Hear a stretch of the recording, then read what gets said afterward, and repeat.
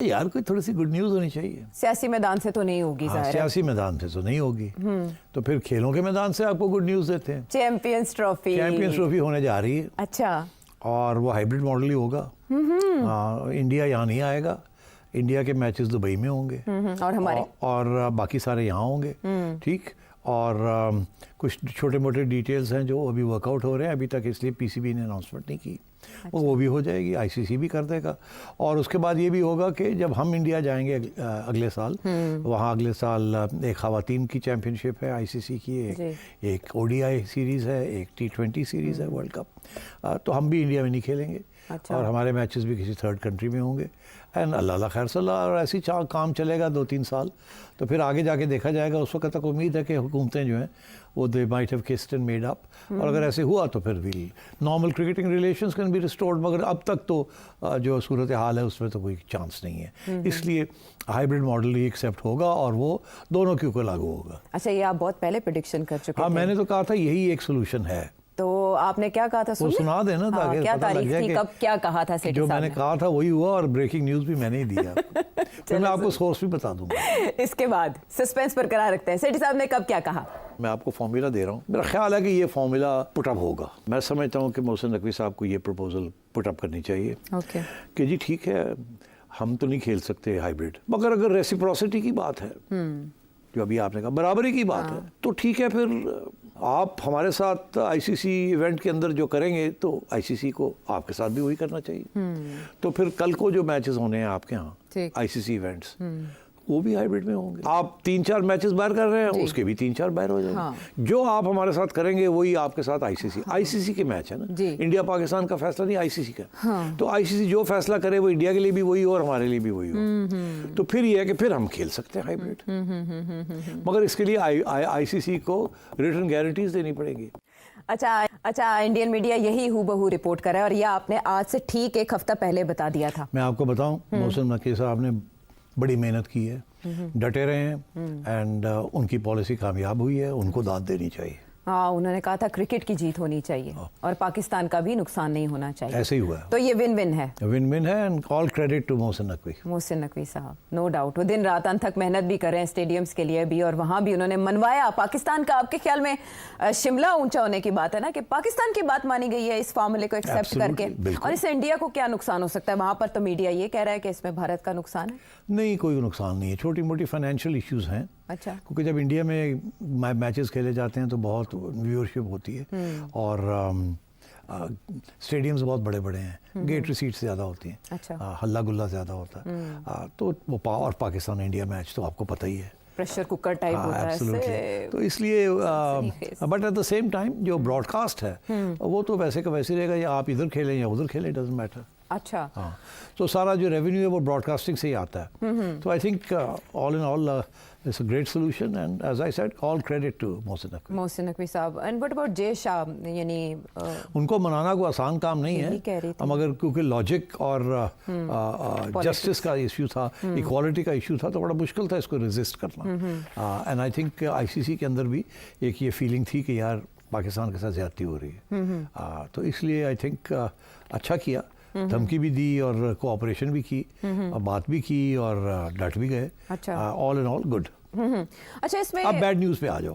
क्या मतलब? छोड़ो ये पॉलिटिक्स की तरफ चलो। हाँ, आप कह रहे हैं अच्छी खबर को हम अच्छी तरह सेलिब्रेट करते हैं, और अब शेड्यूल आ जाएगा ना। हाँ, आ जाए तो शेड्यूल आ जाएगा। हाँ। ठीक है, चलें, यही खुशी काफी है कि पाकिस्तान का मुतालबा मान लिया गया। फ्यूजन फार्मूला जो पीसीबी की जानिब से पेश किया गया था वो एक्सेप्ट कर लिया गया, और बहुत जल्द अनाउंसमेंट हो जाएगी। लेकिन उससे पहले ब्रेकिंग न्यूज सेठ साहब ने दे दी, और सोर्स भी बता दिया कि वो सोर्स है क्या।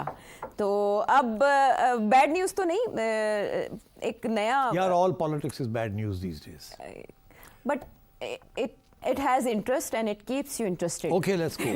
Shoot. Actually, फाइनल कॉल के बाद सभी ये सोच रहे थे कि इमरान खान साहब अब नेक्स्ट क्या करेंगे। तो नेक्स्ट जो उन्होंने ट्वीट किया है, और अलीमा खान साहिबा ने उनसे मुलाकात के बाद आके बताया है, वो उन्होंने अपनी 2 डिमांड्स रखी हैं। अलीमा खान साहिबा की जुबानी सुन ले क्या कह रहे हैं जी। उन्होंने अपने 2 डिमांड्स आगे रखे हैं। एक डिमांड सुप्रीम कोर्ट के जो टॉप आपके 3 जो जजेस हैं सुप्रीम कोर्ट के, सीनियर मोस्ट जजेस के नीचे एक JIT बनाई जाए। JIT 9 मई और 26 नवंबर की तहकीकात करें, उसकी रिपोर्ट छाया करें। और दूसरी डिमांड 9 मई के हवाले से और 26 नवंबर की वजह से जितने पॉलिटिकल प्रिजनर्स जेलों में डाले हैं, इनको रिहा किया जाए। ये 2 डिमांड्स नहीं होती तो फिर इमरान खान ने कहा हम सिविल डिसोबीडियंस की तरफ जाएंगे। अगर इस मुज़ाकरात का एस्टेब्लिशमेंट ऑफर देती, उन्होंने कहा है कि ठीक है, जाके कमेटी बना के दे दी है, वो जाके मुज़ाकरात कर लें। अच्छा सिर साहब, कामरान मुर्तज़ा साहब JUIFA के रहनुमा बड़े सीनियर सियासतदान हैं, वो कहते हैं पाकिस्तान तहरीक इंसाफ बहुत बड़ी गलती करने जा रही है। और आपको तो याद होगा 2014 में भी बिल जलाए गए थे, सिविल नाफरमानी की तहरीक का इंदिया दिया गया था। ये वाकई अपने लिए मुश्किलात बढ़ाएंगे या हुकूमत के लिए? नहीं तो आई थिंक तुम आगे नहीं चली गई। क्या? पहले तो ये नहीं डिस्कस करना कि उसके क्या मांग रहा है वो, फिर आप आए ना ये सिविल डिसोबीडियंस की तरफ। हाँ, उन्होंने ये कहा कि जुडिशल कमीशन बनाए और दूसरा ये कि अंडर ट्रायल कैदियों की रिहाई, ये 2 मुतालबात हैं। हाँ, तो अब बात ये है कि जुडिशल कमीशन बनाने में तो कोई हर्ज नहीं है, होनी भी चाहिए। मगर सियासी कैदियों को कैसे रिहा किया जा सकता है विदाउट ट्रायल? या बेल के लिए अप्लाई करें तो रिलीज़ हो जाएंगे। तो ये कहना कि जी 100 के सियासी कैदी है या 200 सियासी कैदी है, उनको यूनिलैटरली रिलीज़ कर दिया जाए, अब मेरा ख्याल है रिलीज़ हो जाएंगे as part, even as part of a deal. मगर एज एन अनकंडीशनल डील तो नहीं हो सकते ना। तो इसलिए बिकॉज अगर वो उनको पकड़ के ले गए हैं तो जाहिर है उनके ऊपर चार्ज लगा है, FIR बन गई होगी ना अभी तक। तो अब FIR डिस्चार्ज तो नहीं होगी, वो तो बेल लेनी पड़ेगी, फिर आगे जाके देखना पड़ेगा। हाँ, सो ही शुड हैव सेड कि जी वो अब बेल के लिए अप्लाई कर रहे हैं और इनको गवर्नमेंट को रेजिस्ट नहीं करना चाहिए बेल के लिए। अच्छा। सो बट इन प्रिंसिपल तो डिमांड इज़ फेयर। अच्छा, just as a demand for judicial commission is fair. हाँ, लेकिन देखिए एक तरफ वो 9 मई और 26 नवंबर के वाक़यात की तहकीकात के लिए जुडिशल कमीशन का मुतालबा कर रहे हैं, तो वो कमीशन तहकीकात करता रहे और तब तक तो वो ये समझते हैं कि ये जो सारी अरेस्ट हैं ये बेबुनियाद हैं, ये बेजा हैं। तो जुडिशल कमीशन की तहकीकात तक तो रिहाई अंडर ट्रायल कैदियों की बकौल तहरीक इंसाफ होनी चाहिए। बात यह है कि कैदी जो होते हैं, जो सियासी कैदी होते हैं, जब भी नेगोशिएशंस होती हैं तो ये पहला डिमांड ये होता है कि सियासी कैदियों को रिहा कर दिया जाए, गुड विल जेस्चर। और क्योंकि उनको गिरफ्तार भी इसीलिए किया जाता है because they are political people और वो किसी मुहिम का हिस्सा होते हैं and so on and so forth, protest का हिस्सा होते हैं। तो मेरा ख्याल है this is a fair demand. But as I said कि अगर FIR काट दी गई हैं तो इनको बेल के लिए अप्लाई कर लेना चाहिए। I am sure they will all be freed.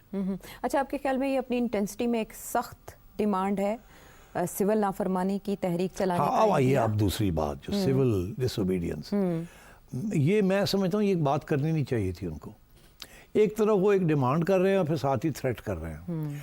ये नेगोशिएशन के अंदर ये जो थ्रेट वाली बात होती है ना, इसको पीछे रखना पड़ता है। अगर आपसे कोई नेगोशिएशन करने जा रहे हैं और आप कहें ये करें, नहीं तो मैं ये कर दूंगा, तो फिर वो दूसरा बंदा कहता है फिर कर ले। तो ये जो है ना सिविल डिसोबीडियंस की, ये पत्ता इस वक्त नहीं चलना चाहिए था।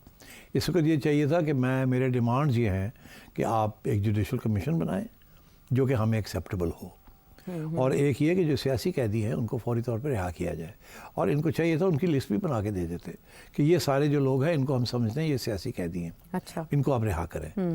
और उसके बाद हम सारे स्टेक होल्डर्स जो है उनके साथ बातचीत करने के लिए तैयार हैं, आगे कैसे बढ़ना है। अच्छा। मगर ये कह देना कि अगर आप ये नहीं करते तो मेरे पास एक और पत्ता है, मैं वो करूँगा, I think that was it's bad tactics. अच्छा, ये इस स्टेज पे नहीं करना चाहिए था। लेकिन इससे पहले तो जाहिर है जिस तरफ वो मुज़ाकरात करना चाह रहे हैं या बातचीत करना चाह रहे हैं या जहाँ से डिमांड्स मनवाना चाह रहे हैं वहाँ से कोई जवाब ही नहीं आ रहा, तो फिर इसलिए उन्होंने ये अंदाज इख्तियार किया कि वो धमकी दे रहे हैं सिविल नाफरमानी की। और अब वो 5 रुकनी कमेटी भी बना रहे हैं जिसमें बैरिस्टर गौहर नहीं है। बात यह है कि उन्होंने डिमांड्स पेश की हैं, अभी तो एक दिन हुआ है डिमांड्स, आज तो कैसे फैसला कर लिया कि जी कुछ सुनने के लिए तैयार नहीं है। देखिए ना, you have to give time to this ना। आपने कमेटी बना देनी थी, बना दी आपने। आपने डिमांड, कमेटी को चाहिए था डिमांड पेश करते, गवर्नमेंट से रब्ता करते, पार्लियामेंट में खड़े होकर बात करते। फिर अगर उसके बाद भी गवर्नमेंट की तरफ से कोई जवाब ना आता, कोई उनकी तरफ से पेशकदमी ना होती, तो फिर ये कमेटी आके कहती खान साहब हमने पूरी कोशिश की है और गवर्नमेंट हमसे बात करने के लिए तैयार नहीं है, इस्टेब्लिशमेंट हमसे बात करने के लिए तैयार नहीं।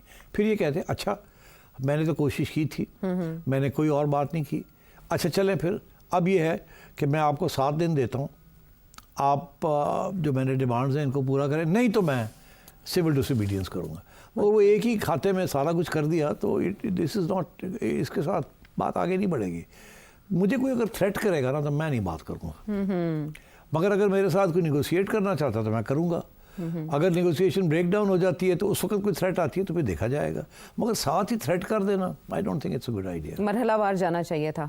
तो ये जो कमेटी बनाई गई है, उमर अयूब खान साहब हैं, अली अमीन गंडापुर साहब हैं, सलमान अकरम राजा साहब, असद कैसर, इस कमेटी को आप कैसे देखते हैं कि सियासी रहनुमाओं ठीक है, आई थिंक इसमें लॉयर्स भी हैं, क्योंकि लॉयर्स को आर्ग्यू करना आता है और सियासतदान को भी आर्ग्यू करना आता है, तो मेरा ख्याल है it's a mixture of lawyers and political savvy persons। अच्छी बात है, गुड कमेटी। तो क्या हुकूमत अब इंगेज करेगी इन रहनुमाओं के साथ, इस मेरा ख्याल है कमेटी के करना साथ? चाहिए, करना चाहिए। करना चाहिए। अच्छा, फिर मगर ये मेरा ख्याल है पार्लियामेंट में होनी चाहिए।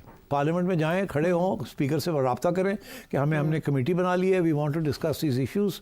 हम खड़े होकर यहाँ स्पीचेस भी देंगे और आप भी कोई कमेटी बनाएं ताकि we can take these matters further. अच्छा, लेकिन आपको पता है इमरान खान साहब का मुतालबा मुज़ाकरात का क्या है, किन से मुज़ाकरात होने चाहिए? तो हुकूमत के साथ मुज़ाकरात के लिए ही इनको मैंडेट मिलेगा, और जहां गार्डियन में एक मजमून छपता है कि फौजी क़यादत आमादा नहीं है बातचीत के लिए, तो फिर इन मुज़ाकरात की क्या हैसियत, मैंडेट किसके पास? नहीं, बड़ा अच्छा सवाल है। उसकी वजह यह है कि खान साहब मुख्तलिफ मौक़े पे कभी कहते हैं गवर्नमेंट के साथ बात करनी है, कभी कहते हैं पार्लियामेंट में बात करें, कभी कहते हैं कमेटी बनाएं, कभी कहते हैं जुडिशल कमीशन बनाएं, कभी कहते हैं हमने सिर्फ इस्टेब्लिशमेंट से बात करनी है, कभी कहते हैं रियल पावर होल्डर से बात करनी है, और आज एक नया लफ्ज़ इस्तेमाल कर रहे हैं कि स्टेक होल्डर से बात करनी है। तो स्टेक होल्डर्स तो फिर बहुत एक जनरल सी चीज़ है ना, हम भी स्टेक होल्डर्स हैं in all this. Media is a stakeholder in the stability of the country and democracy. तो इस तरीके के साथ तो बहुत से स्टेक होल्डर्स हैं। तो इशारा किसकी तरफ है? मेरा ख्याल है सोच समझ के ओपन एंडेड छोड़ दिया। ओके, कि ये स्टेक होल्डर से मुराद ये भी हो सकती है पार्लियामेंट, स्टेक होल्डर से मुराद ये हो सकती है गवर्नमेंट, स्टेक होल्डर से मुराद हो सकती है एस्टैब्लिशमेंट। तो जो भी तैयार है इनसे बात करने के लिए, अच्छा, ये कमेटी को कहा गया है जड़ा भी आंदा उन्होंने दे के बह जाओ जाके। तो सो डिलिबरेटली उसने स्टेक होल्डर्स किया। ठीक। हाँ।